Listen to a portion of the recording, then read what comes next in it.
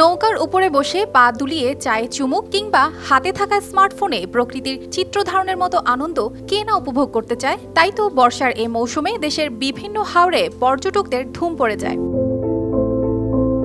কিন্তু এইবার এই পর্যটকদের উচ্ছ্বাসে কিছুটা ভাটা পড়েছে। ৩ জুলাই বুধবার সুনামগঞ্জ পৌর শহরের সুরমা নদীর সাহেববাড়ি ঘাটে তলা ছিদ্র হয়ে পানি ঢুকে ডুবে গেছে একটি হাউসবোট, যা মুহূর্তেই আনন্দকে মলিন করে দেয়। এ ঘটনায় কোনো হতাহতের খবর পাওয়া যায়নি।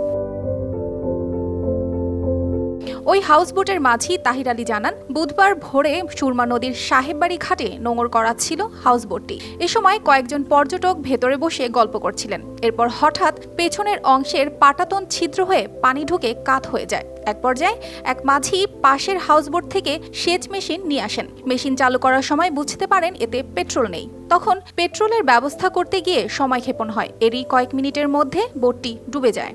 আরও জানা যায়, এ সময় পাশে থাকা একজন বিষয়টি দেখে মালামাল সহ পর্যটকদের বোট থেকে বেরিয়ে আসতে বলেন। তারা ২-৩ মিনিটের মধ্যে তাড়াহুড়ো করে ব্যাগ ও মালামাল নিয়ে ঘাটের পল্টুনে উঠে আসেন। ডুবে যাওয়ার আগ মুহূর্তে ওই বোটে ৮ জন পর্যটক ছিলেন। এর মধ্যে ৪ জন পুরুষ ও ৪ জন নারী। বন্যার কারণে নদীতে পানি বেশি থাকায় তখন এটি উদ্ধার করা যায়নি। অর্পিতা জাহান, RTV।